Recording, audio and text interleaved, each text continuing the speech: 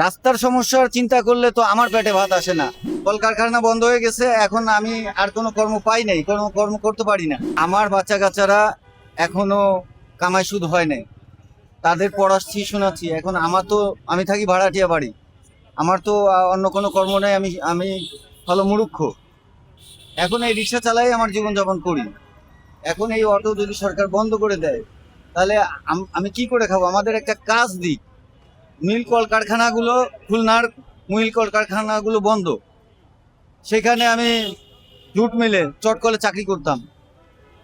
Call কলকারখানা বন্ধ হয়ে গেছে, এখন আমি আর কোনো কর্ম পাই নাই, কোনো কর্ম করতে পারি না। এখন কি করব? আমি রিক্সা চালাই, আমার সংসার চলছে। এখন উচিত আইনত যদি সরকারই দেখায় যে হ্যাঁ ক্ষতিগ্রস্ত হচ্ছে। এখন অ্যাক্সিডেন্ট তো শোনেন, রিক্সা যখন ছিল না তখনও দুর্ঘটনা ঘটছে। দুর্ঘটনা এটা তো কেউ ইচ্ছাকৃত করে না, এবং কেউ জানবুঝেও করতে চাইবে না। এটা রাস্তাঘাটে হবেই, হইতেই থাকে। এখন রিক্সার জন্যই যে অ্যাক্সিডেন্ট হচ্ছে এমন কোনো কথা না। অতিরিক্ত গাড়ি হয়ে গেছে, এটা সত্য।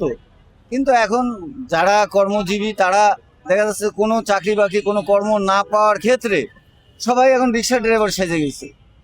এখন এটা সরকার বিবেচনা করে দেখবে, তো যদি আমাদের কোনো অন্য কোনো কর্ম দিতে পারে, তাহলে এই অটোরিকশা হাইওয়েতে কমে যাবে।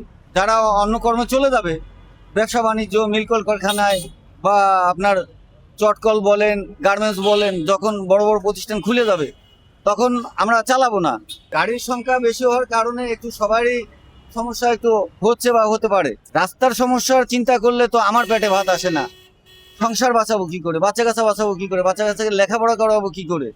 এখন এইসব সমস্যা আমাদের সমস্যা আমাদের কারণেই আমরা গাড়ি চালাই আর কি। কর্ম প্রতিষ্ঠানে দিয়ে দিতে পারে সরকার, তাহলে আমাদের গাড়ি চালানোর প্রয়োজন হবে না।